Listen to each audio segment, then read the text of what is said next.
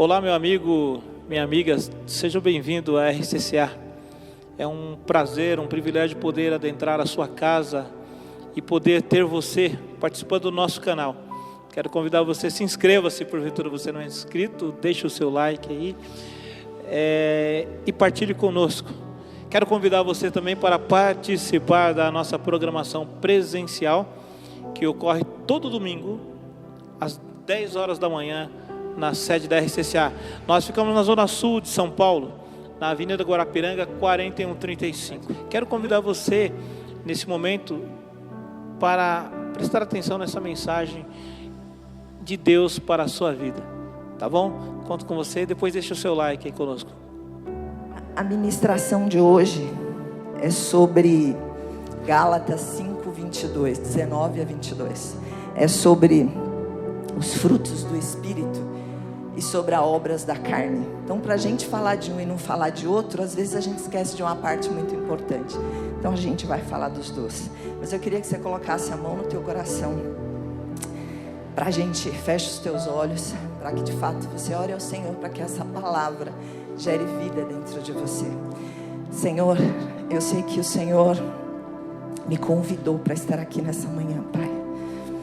Que essa manhã, Pai, seja um tempo de transformação nas nossas vidas, Pai.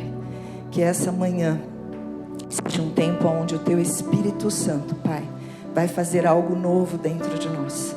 Que essa mudança, Pai, seja completa na nossa vida.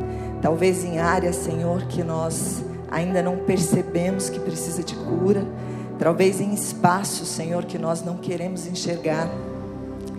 Mas nessa manhã, Espírito Santo de Deus, abre o nosso coração, abre o nosso entendimento, para que possamos compreender, Senhor, quais são as mudanças que o Senhor deseja para nós. Aonde, Pai, o Senhor quer transformar em mim? Aonde, Senhor, o Senhor quer mudar dentro de mim? Quais são as mudanças necessárias, Senhor, para que eu seja, Senhor, uma mulher segundo o Teu coração, para que eu seja um homem segundo o Teu coração, Pai.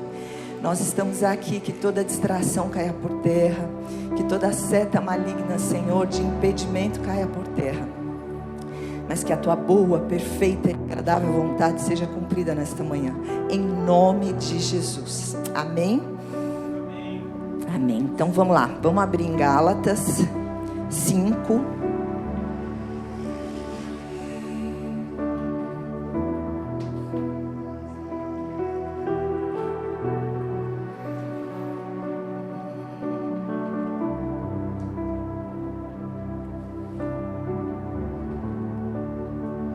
Calma aí que eu já estou abrindo, hein, o meu.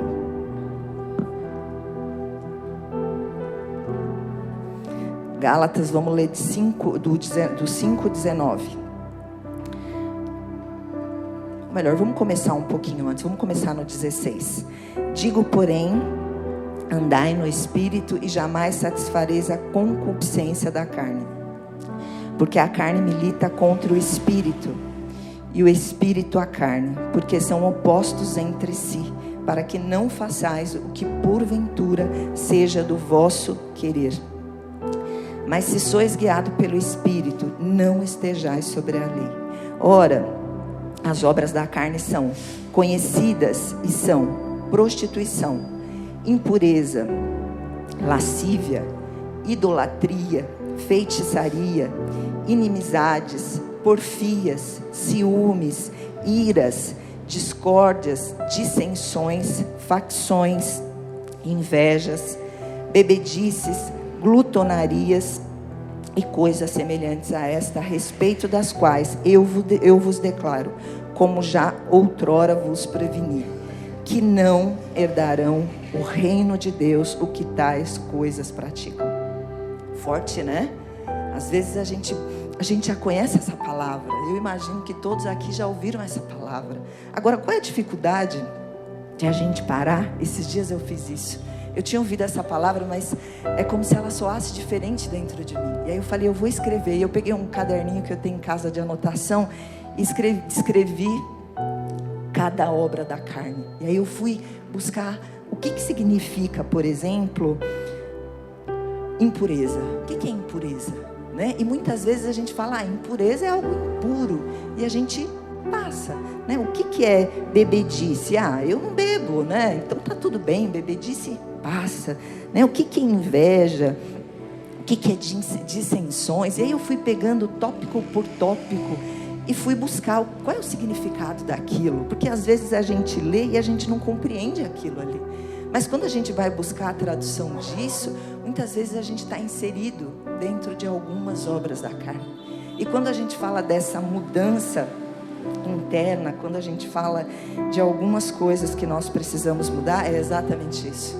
Como o pastor Ezequiel falou, né? Não adianta a gente, às vezes, achar que a gente está muito bem, que a gente está muito isso internamente.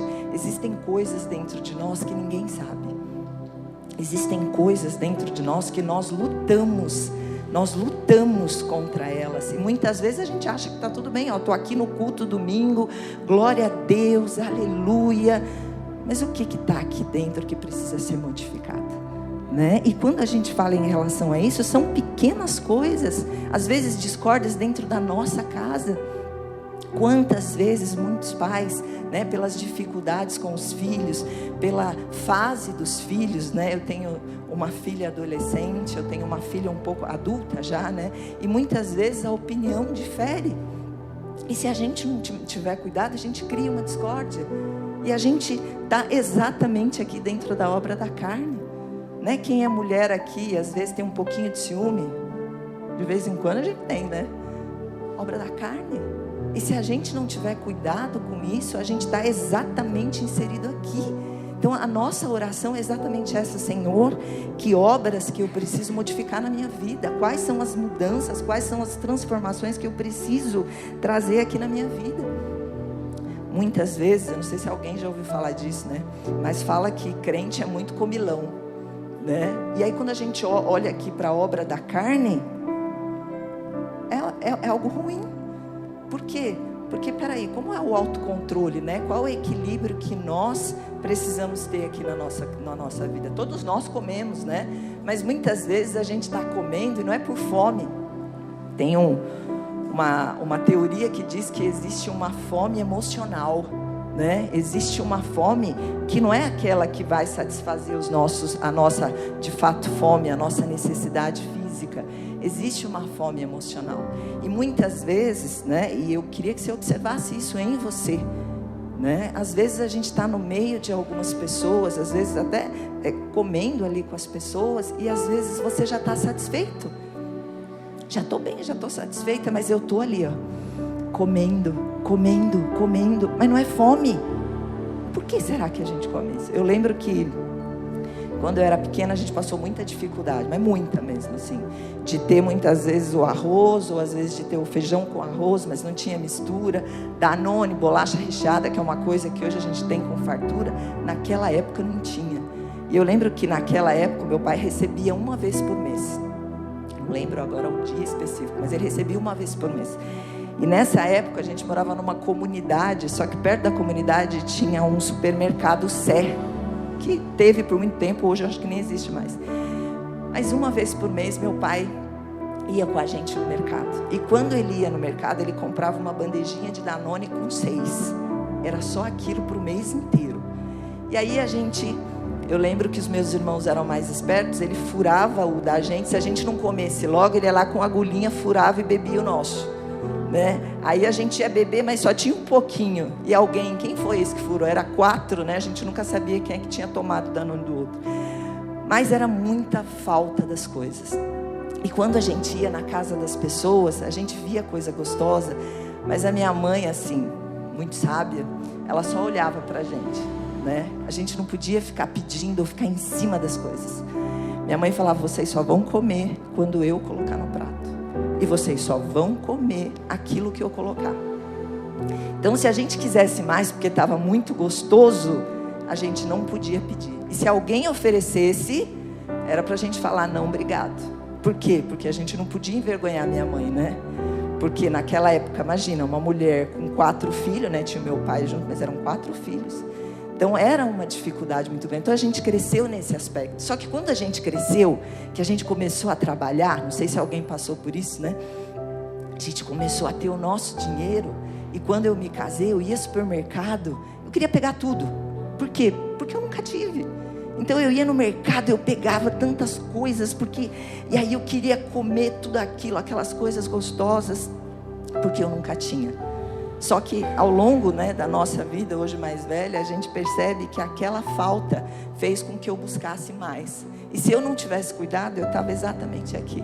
Uma mulher glutona, que só pensa em comer. Por quê? Porque, peraí, qual é a necessidade? É como se aquele meu passado tivesse um reflexo na minha vida. Teve um reflexo na minha vida por muito tempo. Mas graças a Deus, eu fui curada.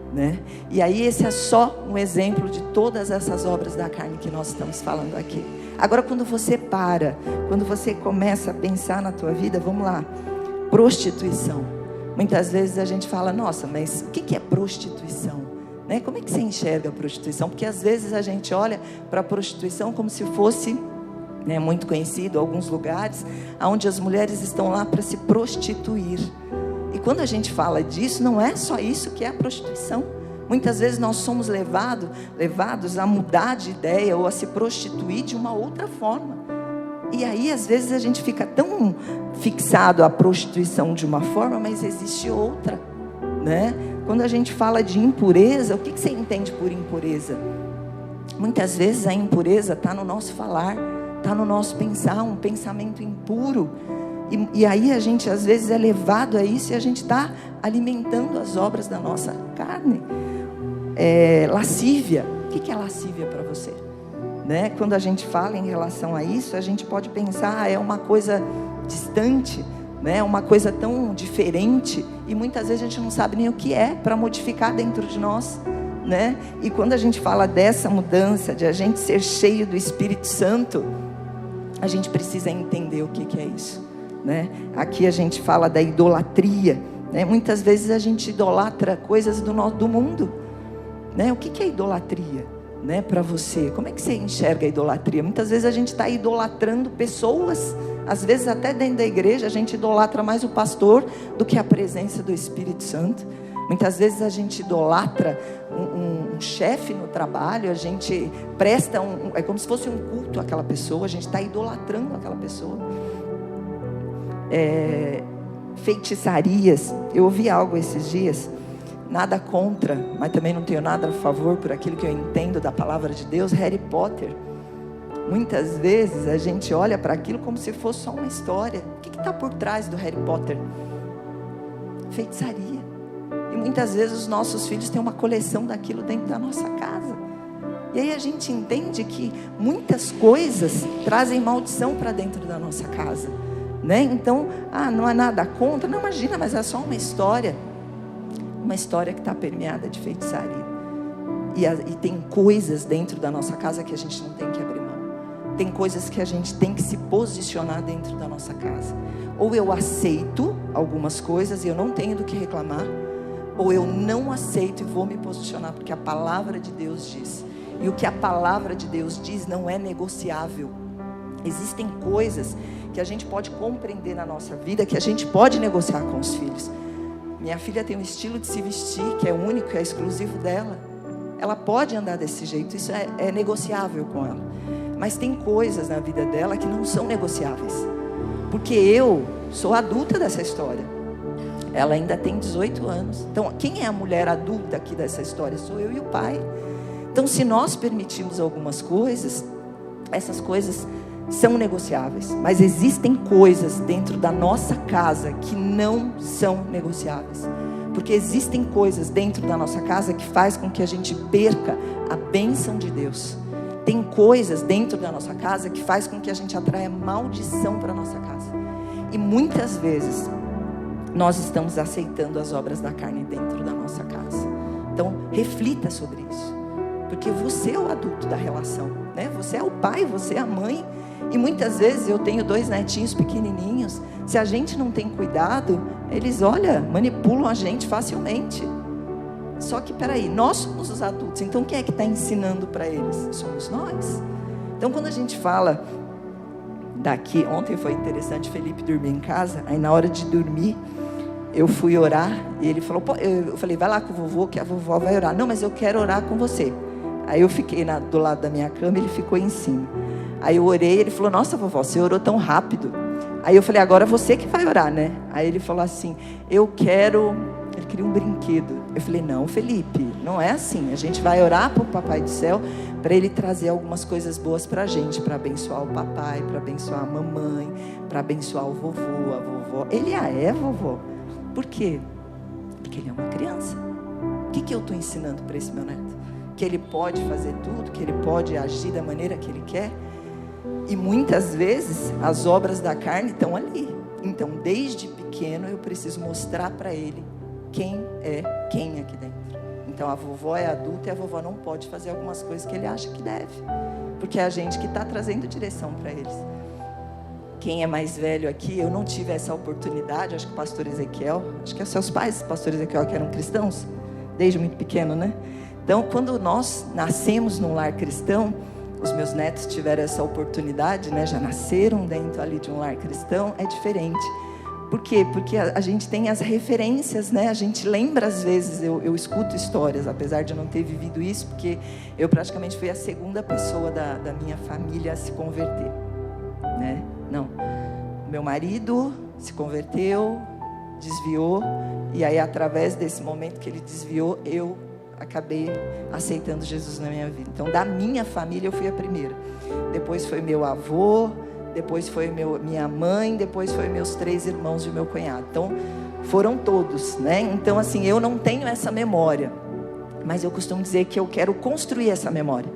Eu quero que os meus netos se lembrem que a vovó orava. Eu quero que os meus netos se lembrem que a vovó um dia estava de jejum, que a vovó não pôde comer alguma coisa com eles. Eu quero que os meus netos se lembrem que a vovó orava por eles, porque a vovó acreditava, a vovó era uma mulher de fé. Por quê? Porque isso vai fazer diferença, porque lá quando eles estiverem adultos, eles vão ter essa memória. Eles vão se lembrar de muitas coisas, né? E quando a gente fala, novamente voltando aqui para a palavra, eles também vão lembrar qual era o caráter dessa vovó. Eles vão se lembrar qual era o caráter desse papai. Eles vão se lembrar qual era o caráter dessa mamãe.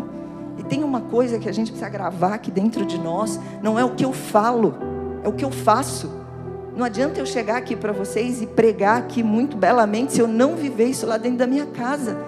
Se eu não fizer um esforço lá dentro da minha casa, o que sai daqui em vão é incoerente, né? A Arlene me conhece um pouco mais, né? O Ezequiel, a gente teve a oportunidade já de conviver um pouco mais. Eu preciso ser essa mulher aqui, temente a Deus aqui, mas eu preciso ser essa mulher em qualquer lugar onde estiver.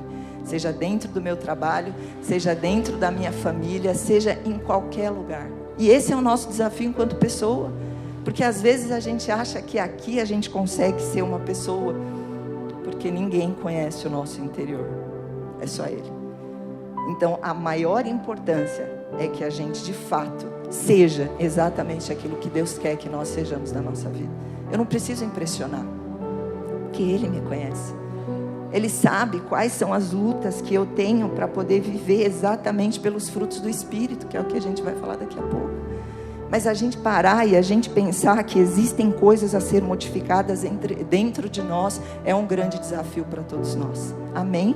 E eu queria que você, ao chegar na tua casa, né, grifasse na tua Bíblia quais são as obras da carne. Abra e entenda o que é cada coisa, para que você perceba e que você grife: Senhor, olha, essa obra aqui eu preciso de ajuda, porque sozinho às vezes a gente não consegue. Se não é o Espírito Santo habitando em nós, nós fracassamos. Se a nossa oração não for: Senhor, me ajuda aqui nas minhas fraquezas, a gente não consegue, porque nós somos humanos e falhos, nós somos fracos. O poder dele é que nos aperfeiçoa. Amém? Então nós já lemos aqui Gálatas 5:19, agora a gente vai para o 22. Mas os frutos do Espírito é amor, alegria, paz, longanimidade, benignidade, bondade, fidelidade, mansidão, domínio próprio. Contra essas coisas não há lei. Olha que forte, né? Quando a gente fala em relação aos frutos da carne, trata-se aqui da nossa natureza pecaminosa, né? Obra da carne é a natureza pecaminosa que está aqui dentro de nós, né? A carne simboliza o quê? Todas as nossas fragilidades, toda a nossa tendência ao pecado. Não existe ninguém que possa levantar a mão e falar: olha, eu estou imune ao pecado, sozinho, né? Se não for o Espírito Santo em nós, nós não temos essa força aqui. Quando nós damos vazão à carnalidade, quando nós vivemos pela carne, nós afastamos do Espírito Santo. Nós nos afastamos completamente do Espírito Santo. Então não tem como a gente viver as obras da carne e a gente viver com o Espírito Santo. Por quê? Porque uma coisa afasta a gente da outra. E quando a gente fala em relação a isso, né? A única coisa que vai fazer com que a gente se fortaleça é exatamente os frutos do Espírito. Por isso que eu falei rapidamente, para que vocês se despertem para ir lá estudar, para ir lá buscar, mas que vocês procurem aqui buscar os frutos do Espírito. A luz e as trevas, elas não convivem juntas, não tem como conviver juntas, né? Por isso os frutos da carne é como se fosse uma erva daninha, ele vai sufocar o Espírito Santo, né? Lá em Mateus 26, 41, vamos abrir comigo.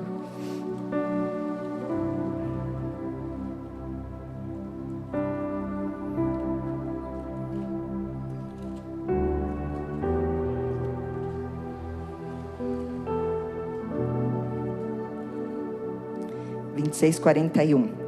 Vigiai e orai, para que não entreis em tentação. O espírito, na verdade, está pronto, mas a carne é fraca. Então não adianta a gente brigar com a carne sozinho. A nossa carne é fraca e a gente tem que fortalecer a nossa carne. Agora lá em Gálatas 5:13, vamos abrir lá de novo. Vamos andar aqui na Bíblia para a gente memorizar a palavra do Senhor. Ela vai falar assim, ó: irmãos, vocês foram chamados para a liberdade, mas não usem a liberdade para dar ocasião à vontade da carne. Ao contrário, sirvam uns aos outros mediante ao amor. Amém? Quando a gente fala aqui, né, que a carne é fraca, e é fraca, uma coisa que nos alegra é saber que a carne é fraca, mas a gente sabe que o nosso Deus é forte. Então, Ele pode fazer uma grande mudança na nossa vida. Ele pode fazer uma transformação na tua vida. Esses dias o meu marido me mandou um vídeo do... Como é o nome daquele pastor? É um pastor bem conhecido aí, mas enfim, vou contar a história, depois eu lembro o nome do pastor. Lamartine, isso mesmo, acho que você recebeu também. Lamartine. Ele estava contando um pouco do testemunho dele, de quando ele era adolescente. O pai dele deu uma surra, ameaçou de bater nele. Acho que já batia por muito tempo, mas um dia o pai ameaçou. Ele não era cristão, era um adolescente. Ele falou: se você encostar a mão em mim, eu quebro a sua cara. Ele ameaçou o pai adolescente. E nisso, ele ficou sem falar com o pai por muito tempo, né?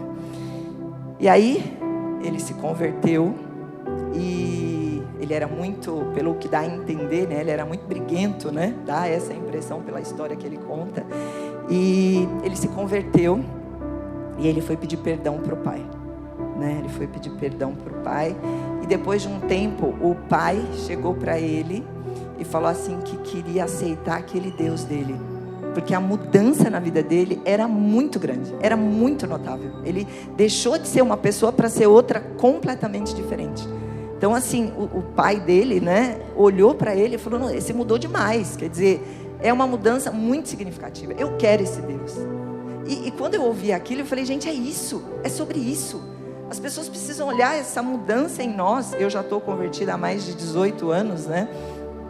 Mas as pessoas precisam olhar algo diferente em mim. Porque se eu for baseada aqui nessas obras da carne, qual é o sentido da minha vida? Porque se eu não tiver algo diferente na minha vida, como é que eu vou mostrar para as pessoas o Deus que eu sirvo? Se eu for uma mulher que não mudou em nada aqui dentro, como é que eu vou falar de Jesus para as pessoas? Como é que eu posso falar para as pessoas que tem algo aqui, que tem um Deus que eu sirvo, que mudou a minha vida? E é exatamente essa mudança, porque quando nós mudamos completamente, não tem quem passe pela tua vida e fala: caramba, você mudou demais, eu nem te reconheço mais. Nossa, ou então as pessoas falam assim: você tem um jeito diferente, não sei, tem algo diferente em você. Não sei se vocês já ouviram isso. Nossa, não sei, quando eu chego perto de você tem uma sensação boa. É algo que... Oi? As pessoas parecem que elas não conseguem entender o que tem ali. E nós entendemos. Por quê? O perfume de Cristo. Porque Ele habita aqui. Então, se Ele habita aqui, precisa ter o cheiro dEle. Precisa ter o brilho dEle na minha vida. Porque senão não faz sentido. Porque se eu vou lá pregar a palavra de Deus e a minha vida está completamente torta, qual é o sentido disso? Como é que as pessoas vão ver isso na nossa vida? Amém? Somos uma nova criatura em Cristo. Ele é a fonte do fruto do Espírito. Quanto mais nós nos alimentamos dele, quanto mais nós nos entregamos a ele, mais ele habita em nós, mais ele vai nos encher da presença dele.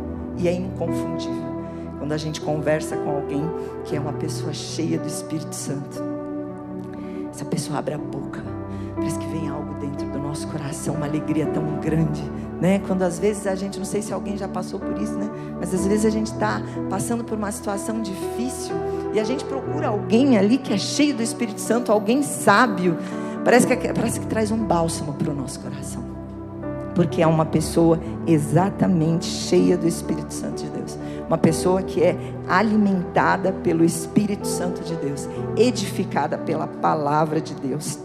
Ela derrama os frutos do Espírito. Amém? A vida com Jesus é como se fosse uma árvore. Ela cresce, ela amadurece, ela dá frutos. E à medida que a gente cresce com Jesus, o Espírito Santo vai nos deixando mais maduro. A Rosana, quando tinha 18 anos de idade, é diferente da Rosana de 22, é diferente da Rosana de 30 e é diferente da Rosana de 50. Completamente diferente. Porque foi cada fase que eu passei.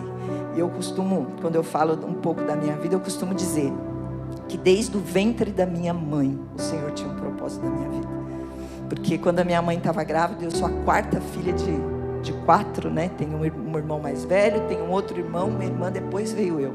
Que não era nem para vir, na verdade, né? Porque imagina, lá no meio da roça, com 3 filhos, uma dificuldade tremenda, um pai que já estava inclinado para o alcoolismo, então não era mais para ter filho ali, né? Mas o Senhor falou, essa você vai ter. E aí quando ela estava com 6 meses de gestação, ela passou muito mal, né? Estava com hepatite C. Estava amarela. Onde ela deitava, a coberta ficava amarela. Estava muito mal. E o médico falou assim, olha, o que nós vamos fazer aqui é salvar a sua vida. A dessa criança, não. Até porque a senhora é nova. Minha mãe com 22 anos já tinha 4 filhos, né? E aí o médico falou, a gente não vai se preocupar muito não, porque a senhora depois tem outro. Já tem 3, depois a senhora se cura, depois vai ter outro filho. E minha mãe fala assim, que ela chorava, porque eu já estava ali, né? Ela já sentia eu ali. E eu cheguei, né? Quando cheguei, diante desse cenário caótico, né? Eu não enxergava, né? Então os meus olhos, eles só saíam um pus. Era um líquido branco, porque alguma coisa aconteceu ali, né? E aí ia para... Meus pais eram católicos, né? Então ia procurar a ajuda de um santo, ia para a igreja, ia para a farmácia, ia para vários lugares. Até que com 4 meses de idade, aí eu abri o meu olho pela primeira vez, né? E foi, com muita dificuldade passamos. Moramos numa comunidade aqui perto, onde naquela época tinha muita chacina, né? Então a gente lembra de minha mãe enfiar os fios tudo embaixo da cama, né? Porque era um barraco de madeira, então ali era perigoso, né? Porque, né? Tiro para lá e para cá. Então quando a gente acordava de manhã, tinha ali várias pessoas mortas. Naquela época era muito comum. E eu lembro que as pessoas falavam assim, essas aí vão ser nada não, essas aí, ó, vão ser tudo mulher da vida. Esse era o prognóstico, né? Do que as pessoas falavam para minha mãe, né? E foi muito difícil para nós ouvir aquilo, né? De falar que, nossa, que a gente ia ser mulher da vida, que a gente ia ser aquilo, que a gente ia ser aquilo. Mas o Senhor tinha um plano para a nossa vida, né? Quando o homem fala algo sobre nós, ele está completamente enganado. Porque quando Deus tem um propósito, Ele vai lá e Ele move o mundo para poder te dar o melhor nessa terra. Eu queria que você acreditasse nisso. Eu não sei qual situação que você passa hoje na sua vida. Talvez hoje a sua vida esteja muito boa e talvez hoje você pode falar, Rosana, olha, eu só preciso agradecer, glorificar o Senhor por tudo que Ele tem feito. Mas muitas vezes nós passamos por fases na nossa vida, fases muito difíceis. Fases que às vezes a angústia toma conta. Mas eu queria te dizer que o Senhor é com você. E se Ele permitiu que você passasse por isso, é porque existe algo para você aprender. Existe algo para você compreender nessa passagem. Por mais dolorosa que seja, Ele está com você. E quando nós falamos em relação a isso, é exatamente nesse momento, né? Minha mãe, ela não conhecia Jesus. Minha mãe não tinha entregado. Minha mãe, eu fui católica por muito tempo também, né? Mas quando eu conheci Jesus com os meus 32 anos de idade, foi numa fase difícil da minha vida. Tinha me separado, eu já sou casada há 29 anos. 29, querida. Vou fazer 29 agora. Mas eu passei por um momento muito difícil no meu casamento e nós acabamos nos separando. Eu, católica, né? Eu acreditava que eu nunca mais ia voltar para o meu casamento. Mas ele tinha um plano. Ele sabia de tudo aquilo. E aí eu lembro que, separada do meu marido, ele passou por um momento difícil. Aí uma vez ele falou, olha, tá tendo uma célula lá em casa, vamos? Eu falei, imagina, eu sou católica, você está me chamando para ir para uma célula de crente? Não faz muito sentido, né? Ele, não, mas vamos só uma vez. Aí eu falei, não, e outra, estou separado de você, não quero nem voltar com você, né? Não, mas vamos, insistiu tanto. E eu tenho uma dificuldade de dizer não, estou trabalhando nisso, mas ainda tenho. Aí eu falei, tá bom, vamos. E fui. Era um lugarzinho assim, né? Mais ou menos parecido, pequeno, era uma sala pequena, né? Eu sentei num canto ali no sofá e começou um louvor. Gente, eu acho que eu inundei aquele canto de tanto que eu chorava. Mas eu chorava tanto, que acho que não saía mais nem água ali mais. E a mulher perguntou assim, você quer aceitar Jesus? E ali, eu falo que assim, a minha mão se levantou. E ali, a minha vida foi completamente mudada. Né? Ali, naquele momento, o Senhor falou, ali, Ele ia fazer algo na minha vida.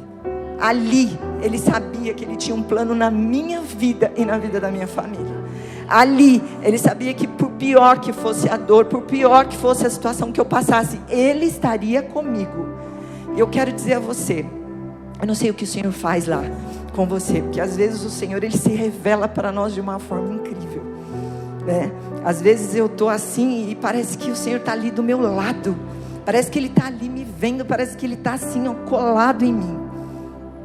Em alguns momentos da minha vida, algumas experiências que eu tive com o Senhor, e sabe, é a voz dele ali, né? Eu estou com você, eu estou com você, eu estou com você, né? Sabe, em momentos de dor e angústia que só você sabe.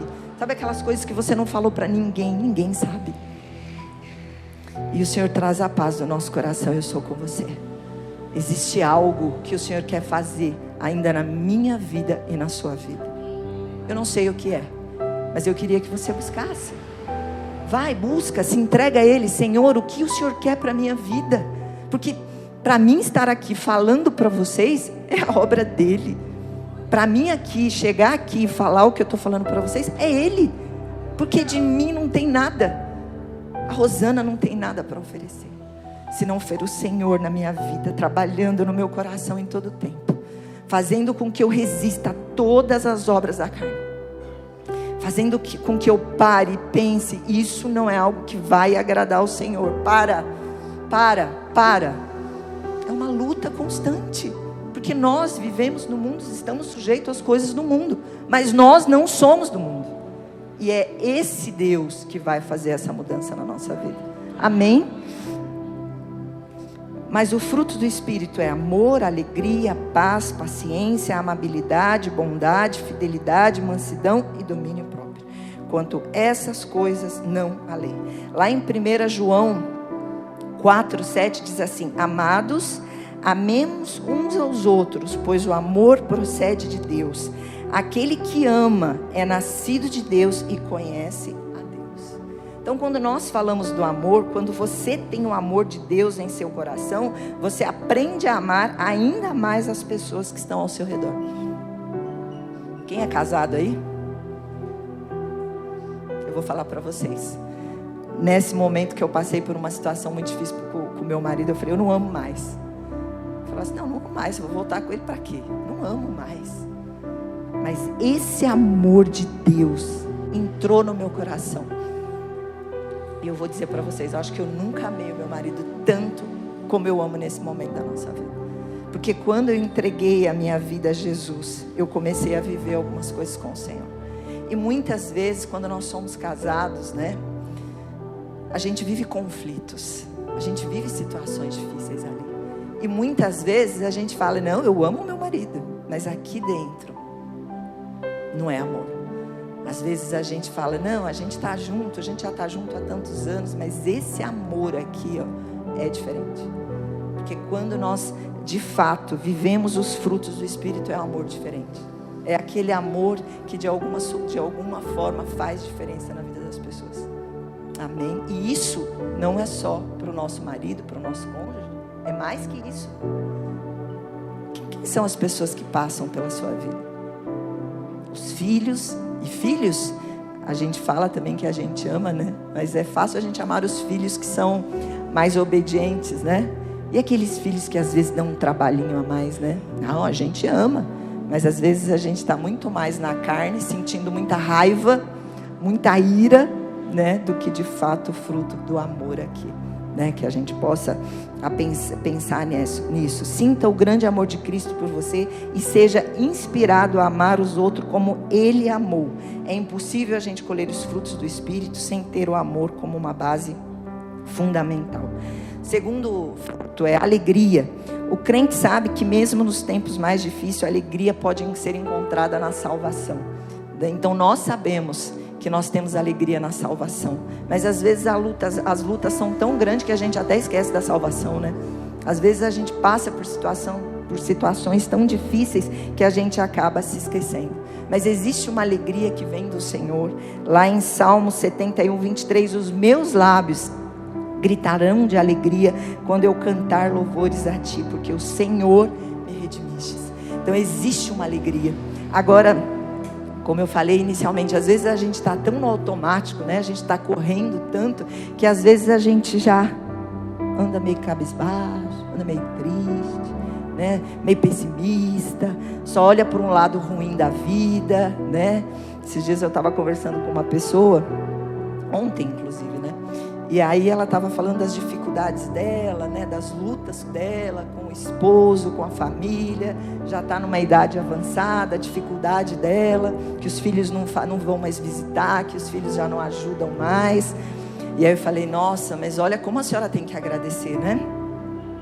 A senhora está fazendo todas as coisas. A senhora já pensou, se a senhora estivesse em cima de uma cama, como é que seria? Ela é verdade. Eu falei, a senhora já pensou, se a senhora dependesse financeiramente dos filhos, como é que seria? A senhora tem o dinheiro da senhora, a senhora pode fazer o que a senhora quiser. E ainda falei assim, a senhora já pensou se não tivesse uma casa para morar, ou a senhora tem uma casa boa? E aí é como se a gente fizesse a pessoa a parar de olhar para um lado da moeda e olhasse para outro lado. Porque por mais que a gente passe por situações difíceis, quando a gente para, a gente faz a pessoa enxergar um outro lado da vida, que às vezes está tão no automático ser murmurador, reclamar ou olhar só o lado ruim da vida, que a gente se esquece que tem coisas boas. Só o fato de estarmos aqui respirando, a Irlene começou falando nisso, né? Já é um motivo de gratidão, já é um motivo de alegria, já é um motivo de a gente encher o nosso coração de alegria, porque muitas pessoas não têm essa possibilidade, né? Muitas pessoas estão num leito de hospital, estão em cima de uma cama e não podem mais ter essa possibilidade de estar aqui. Mas nós estamos aqui e isso é motivo de alegria.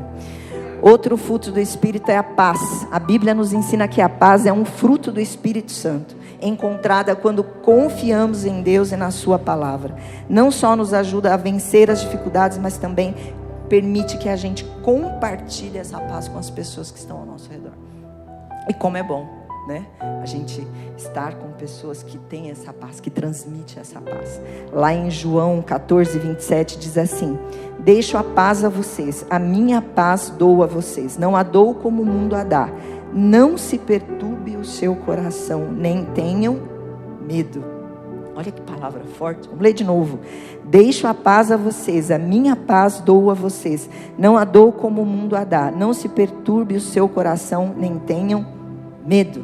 Olha, essa palavra é para a gente colar na geladeira e ficar lendo todo tempo, né? Porque em muitas situações a gente está o quê? Com o coração perturbado. A gente está com medo, a gente está angustiado. E aqui tem uma palavra, né? O Senhor dá paz para o nosso coração. Diante de qualquer situação, Ele dá a paz. E Ele dá a certeza de que Ele está no controle de todas as coisas. Amém? Paciência. Quem é paciente aqui? Pastor Ezequiel.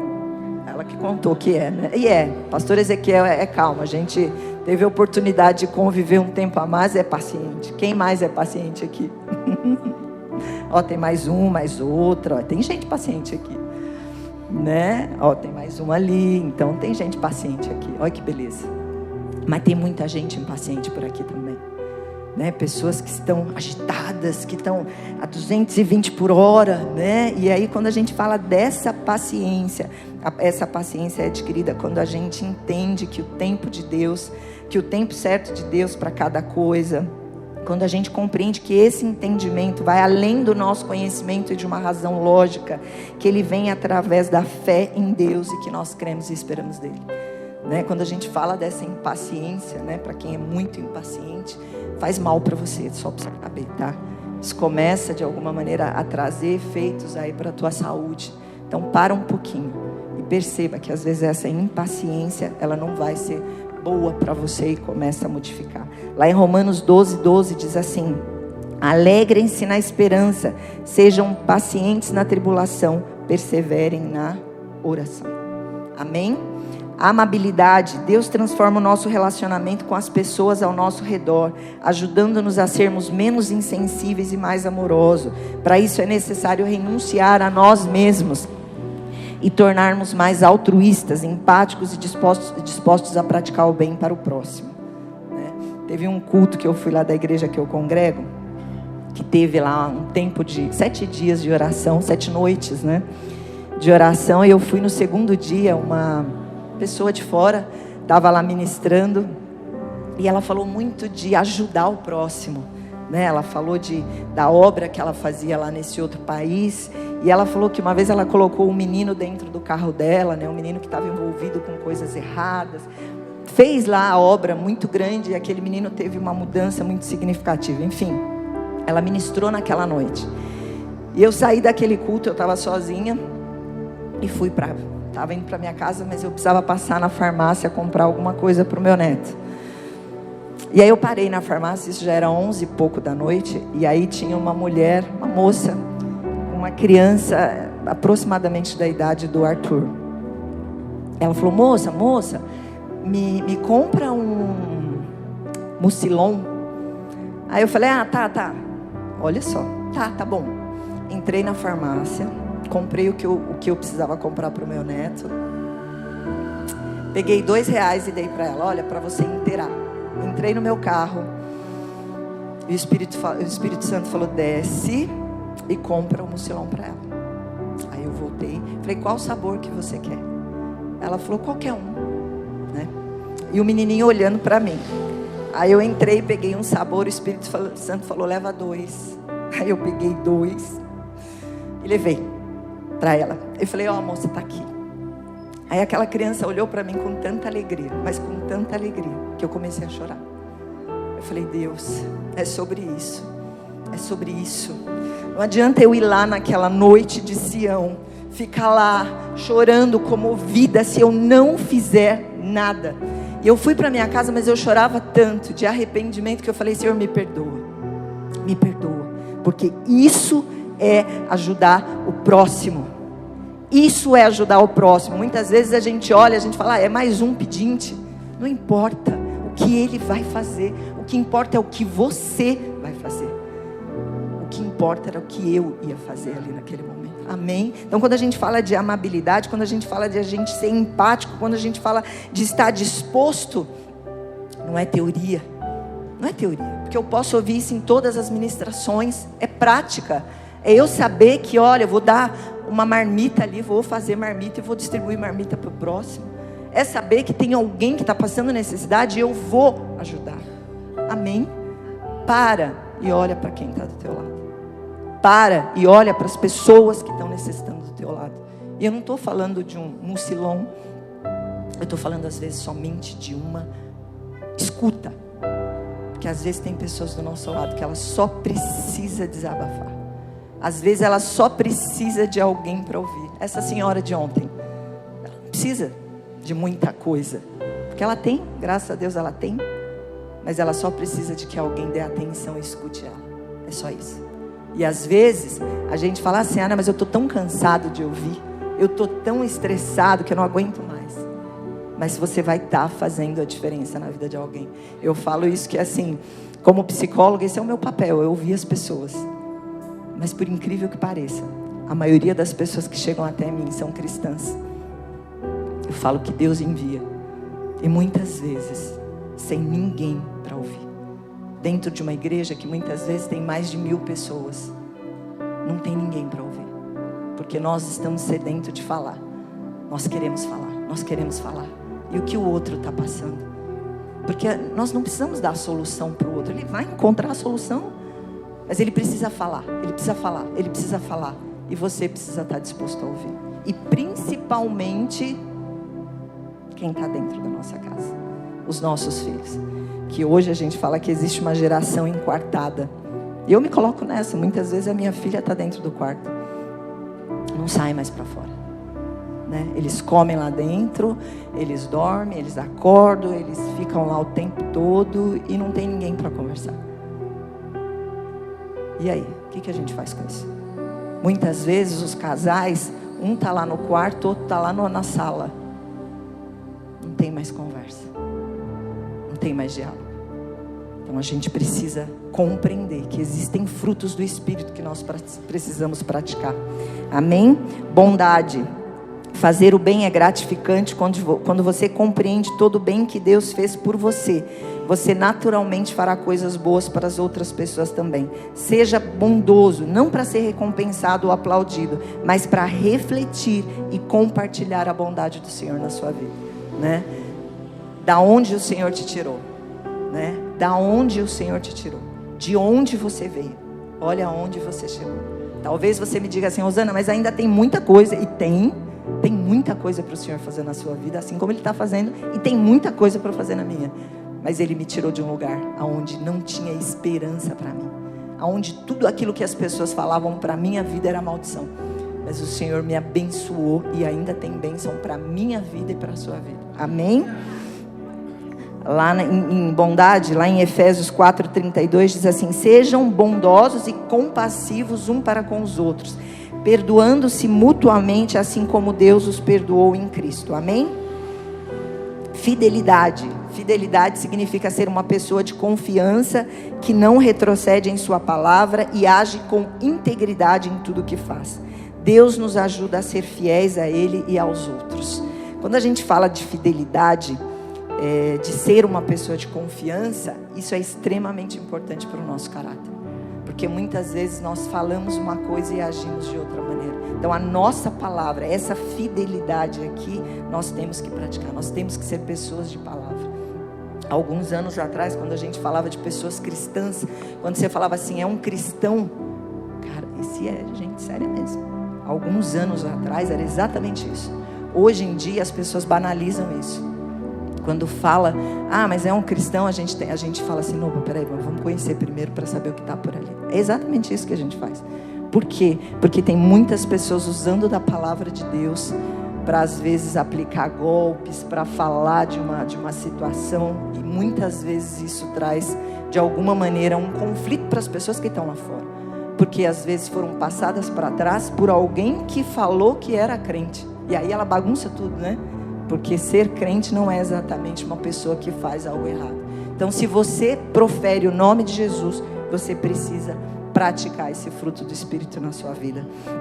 Lá em Salmos 101:6 diz assim: os meus olhos aprovam os fiéis da terra, e eles habitarão comigo.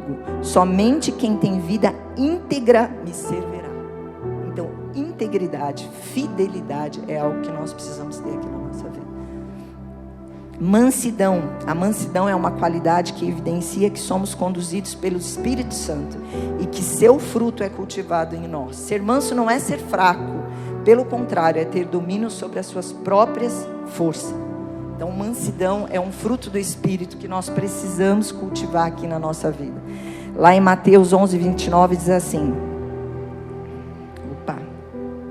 tomem sobre vocês o meu jugo e aprendam de mim, pois sou manso e humilde de coração, e vocês encontrarão descanso para as vossas almas. Amém? Quando nós falamos de Jesus, quando nós aprendemos como Ele, nós precisamos sim ser exatamente igual a Ele. Quando Ele diz aqui, pois sou manso e humilde de coração. É exatamente isso que nós devemos praticar. E por último, domínio próprio. Através do Espírito Santo podemos controlar as nossas emoções e impulsos. Isso é primordial para evitarmos as tentações e sairmos do pecado.